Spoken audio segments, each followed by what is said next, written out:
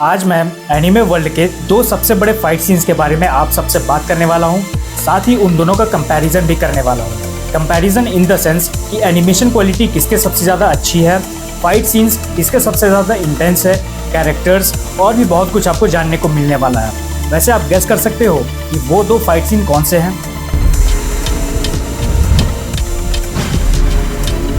चलिए मैं ही आपको बता देता हूँ। एक तो है हमारा Naruto versus सासुके and the second one is Goku versus Jiren. वैसे तो हम सब जानते ही हैं कि ये दो फाइट सीन्स जो है वो एनिमे वर्ल्ड के बेस्ट फाइट सीन्स है, जो हर एनिमे फैंस के दिलो दिमाग में बसे हुए हैं। बट आज मैं आप सबके सामने इन दो बेस्ट सीन्स का भी कंपैरिजन करने वाला हूँ, ताकि आप लोगों को एक चीज़ क्लियर हो जाए कि इन दोनों में से भी सबसे बेस्ट कौन सा है। वैसे मुझे पता है कि अगर मैंने नारुतो के फैंस को नाराज़ किया तो मुझे उधर से भी गालियाँ पड़ेंगी, और अगर मैंने ड्रैगन बॉल वालों को नाराज़ किया तो मुझे उधर से भी गालियाँ पड़ेंगी। मेरी किस्मत खराब है, क्या करूं मैं? तो फाइनली मैं प्रियांशु मिश्रा स्वागत करता हूँ आप सभी का द पीएम एनिवर्स में, जहाँ आज हम दो बेस्ट फाइट सीन्स का कंपैरिजन करने वाले हैं। So let's begin the video. तो सबसे पहले हम डिस्कस करेंगे नारुतो वर्सेस सासुके का फाइट सीन। क्यों हुआ था ये फाइट, आप सबको तो याद ही है, और अगर याद नहीं है तो चलिए फटाफट मैं आप सबको एक रिकैप करवा देता हूँ। 1 मिनट से भी कम का टाइम लूँगा। तो बेसिकली दोनों फ्रेंड्स ही होते हैं। दोनों का बचपन जो है वो बहुत ही ज़्यादा अकेलेपन में गुजरता है। इधर सासुके जो था वो अपने बचपन में पूरे उचिहा क्लैन का कत्ल होते हुए अपनी आंखों के सामने देखता है, जिससे क्या होता है उसके मन में बदले की आग लगी होती है। वहीं दूसरी तरफ नारुतो जो होता है उसका भी बचपन कुछ ऐसा ही गुजरता है, ठीक है। उसके अंदर 9 टेल्स फॉक्स होती है, जिसके कारण पूरा गांव जो था उससे दूर भागता था। बट नारुतो कुछ डिफरेंट था। वो क्या करता था कि इन सारे दर्द और भावनाओं को उम्मीद में कन्वर्ट करता था। तो बेसिकली ये फाइट इसलिए होती है ताकि नारुतो जो है वो सासुके को सही रास्ते पर ला सके, उसे समझा सके। अब हम बात करते हैं फाइट सीन की। तो भाई क्या कमाल की फाइट होती है दोनों के बीच में। मतलब जब तुम देखोगे तो तुम्हें ऐसा लगेगा कि दो लाइटनिंग्स या फिर थंडर्स आपस में क्लैश कर रहे हों। इस पूरे सीन को देखकर आई एम श्योर कि फैंस के रगों में खून की जगह बिजली दौड़ गई होगी। एक तरफ तो सासुके होता है जो आसमान को चीरते हुए राक्षस बन चुका होता है, और दूसरी तरफ होता है नारुतो, जिसके अंदर कुरामा की शक्ति और इंसानियत का ढेर सारा जुनून सवार होता है। स्टूडियो पेरोट ने तो लिटरली इस पूरे सीन में जान डाल दी थी। एनिमेशन की अगर हम बात करें तो उतना ज़्यादा सिनेमैटिक नहीं बोल सकते इसे, but the whole action scene was intense and emotional, क्योंकि बीच बीच में वो जो फ्लैशबैक्स और नॉस्टैल्जिक मोमेंट्स दिखाए जाते हैं ना उन दोनों के बीच में, उससे क्या होता है कि ऑडियंस और व्यूअर्स उस पूरे सीन से काफ़ी ज़्यादा कनेक्ट होते हैं। सो ओवरऑल नारुतो वर्सेस सासुके सिर्फ एक फाइट सीन नहीं थी, बल्कि पूरे कहानी का एक अंतिम अध्याय था, जिसमें ना ही कोई जीतता है और ना ही कोई हारता है। फिर आप पूछोगे जीत होती किसकी है? जीत होती है दोस्ती की, फ्रेंडशिप की।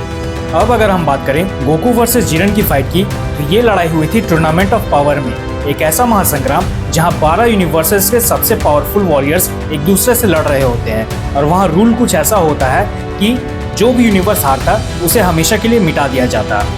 गोकू जो था वो यूनिवर्स 7 से बिलोंग करता था, और जिरेन जो था वो यूनिवर्स 11 से बिलोंग करता था।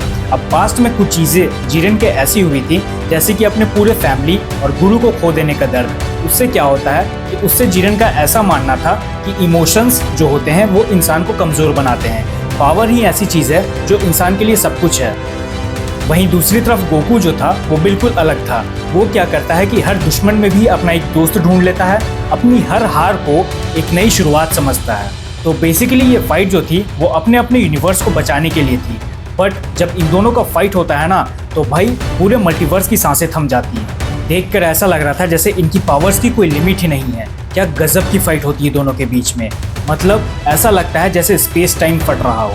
जिरेन की पावर इतनी ज़्यादा थी कि वो हवा तक को जला देता है, और गोकू वो तो हर बार गिरने के बाद भी और ज़्यादा तेज़ी से उठता है। ये जो फाइट सीन है ना, यहाँ एनिमेशन का लेवल डिवाइन एकदम गॉड लेवल का हो जाता है।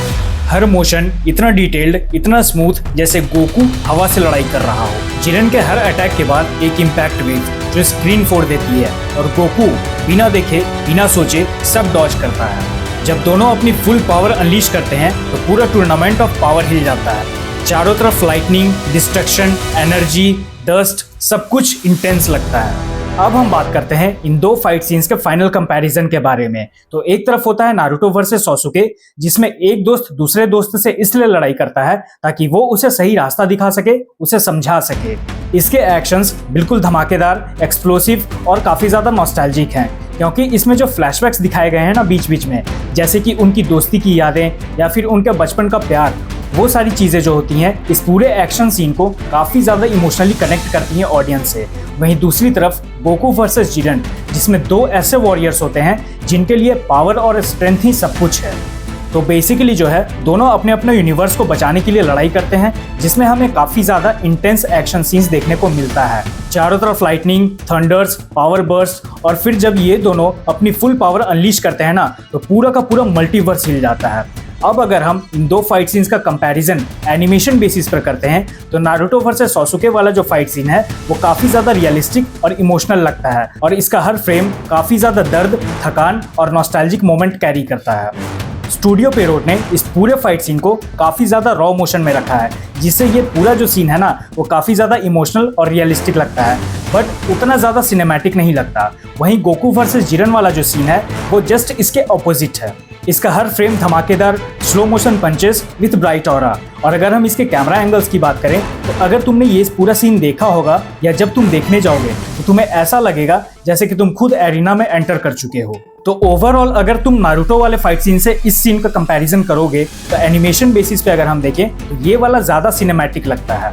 वहीं नारुतो अपने आप में इससे काफ़ी ज़्यादा रियलिस्टिक भी लगता है। तो दोनों की अपनी अपनी खासियत है। तो फाइनली ये फैसला मैं आप सब पर छोड़ता हूँ। कमेंट करके आप मुझे बताएं कि इन दोनों फाइट सीन में सबसे बेस्ट फाइट सीन कौन सा है। मिलते हैं नेक्स्ट वीडियो में, बट उसके लिए आपको मेरे चैनल को सब्सक्राइब करना पड़ेगा। तो प्लीज़ जल्दी जल्दी मेरे चैनल को सब्सक्राइब करो और मुझे सपोर्ट करो। तब तक के लिए ख्याल रखें, खुश रहें।